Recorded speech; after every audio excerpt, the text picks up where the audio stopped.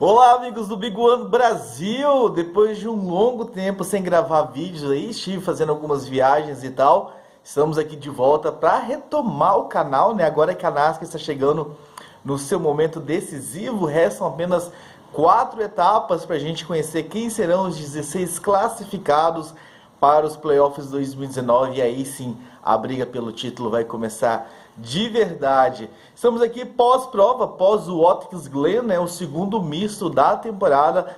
Vamos falar rapidamente aí da corrida e focar um pouco mais no campeonato em si, já que tem tempo que a gente não fala sobre ele. E como eu falei agora na minha introdução, estamos quase lá, quase no ponto de saber quem serão todos os 16 que passarão para a segunda fase.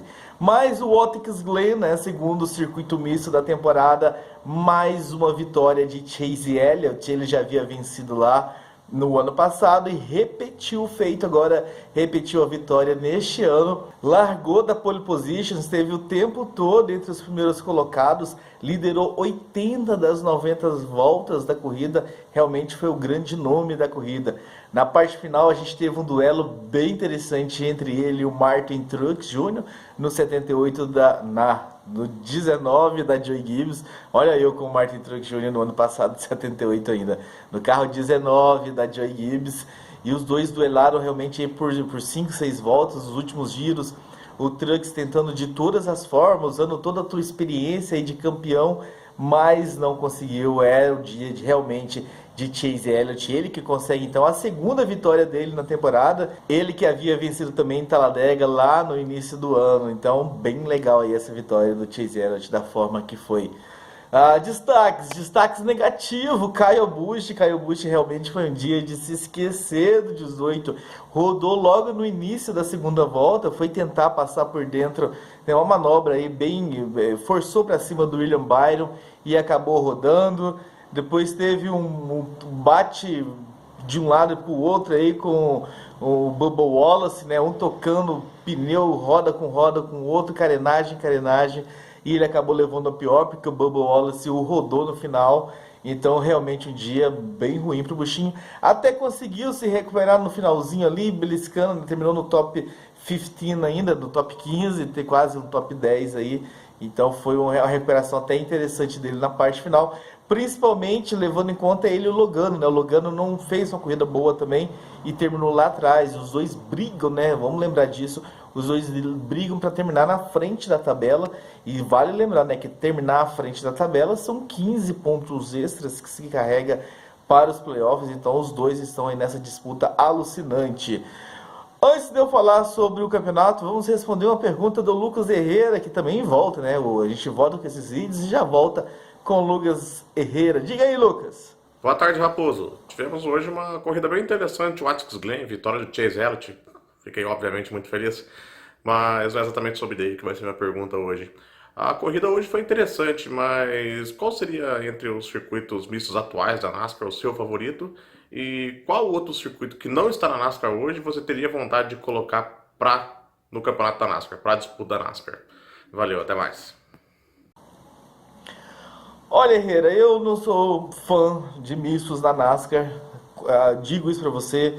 Já não achei tão interessante quando o Charlotte nos playoffs deixou de ser oval e passou a ser misto. E eu acho que 3 já tá de ótimo tamanho, já tá, sabe, já passou da cota. Não quero mais. Mas se fosse pensar em substituir, tá, eu vou deixar de ser chato então para responder a tua pergunta. Vamos fazer de conta que a gente fosse substituir então, ou tirar Charlotte ou Watkins Glen e só uma para pôr outra. Eu gosto muito de Elkhart Lake, né, que corre, né, Xfinity Series corre lá. Eu gosto muito daquele circuito. Eu colocaria já um circuito que já recebe a NASCAR, já está ali já no bolo de receber a categoria, né, a Xfinity Series. Eu gostaria de ver a Sprint.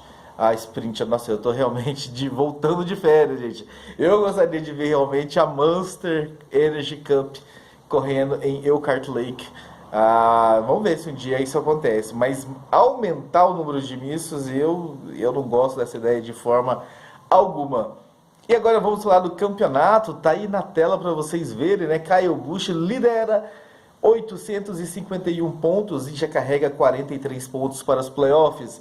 Joey Logano tem 13 pontos a menos e 27 para os playoffs. Kevin Harvick 74 pontos a menos e 17 para os playoffs. Denny Hamlin 80 pontos a menos e 25 para os playoffs. E Martin Truex Jr. fechando o top 5, 98 pontos a menos e 28 para os playoffs. E olhando lá na parte de baixo, na degola, já que só os 16 classificam, hoje nós temos Clint Bowyer em 15ª colocação com 556 pontos, 12 pontos a mais do que o Jimmie Johnson e 12 pontos a mais que o Ryan Newman, que estão empatados aí nessa disputa para ficar entre os 16. E o Daniel Suarez vem em 18º com 34 pontos a menos do que o Clint Bowyer. Como eu falei também no começo, restam apenas 4 etapas Michigan neste final de semana, que é um oval grande, são 2 milhas, é quase um super speedway. A gente só não considera como Talladega e Daytona, porque ali ainda se belisca um pouco o freio, e só por isso que a gente não considera, mas é um circuito de altíssima velocidade. Depois a gente vai para Bristol, que é um circuitinho pequenininho, meia milha, é o segundo menor circuito da temporada, perde apenas para Martinsville. Então a gente sai do gigante, vai para o minúsculo. Depois a gente vai para Darlington, a Dama Negra, um circuito aí dificílimo, e a gente vai ter todas aquelas pinturas retrô, toda aquela festa que é sempre bom ver em Darlington. E para fechar a fase de classificação, Indianápolis, eu não preciso falar nada mais do que isso, né? Simplesmente Indianápolis, que é quase um misto, né? Aquela coisa de reta, acelera, acelera, freada forte, faz a curva, mais uma reta. Nessa comparação, a gente que faz não é sempre o tempo todo virando. O pessoal realmente anda reto, crava o pé no freio, faz a curva e reto novamente. Então tem todas as suas características em Indianápolis, e a gente conhecerá depois dessas 4 provas aí os 16 classificados. E estaremos aqui fazendo esses vídeos semanais e acompanhando agora até lá em Homestead, quando conheceremos o grande campeão. Então é isso, agradecer vocês aí pela presença, espero que a gente tenha aí uma audiência massiva, já que ficamos tanto tempo longe. O pessoal deve até ter esquecido aqui do Bobcast, coitado do Bobcast. Se tiverem perguntas, escrevam aí no comentário que a gente responde aí. Provavelmente na sexta-feira a gente vem com um vídeo relembrando como foi a etapa de Michigan do ano passado. Um abraço para todos vocês e a gente se vê. Até lá.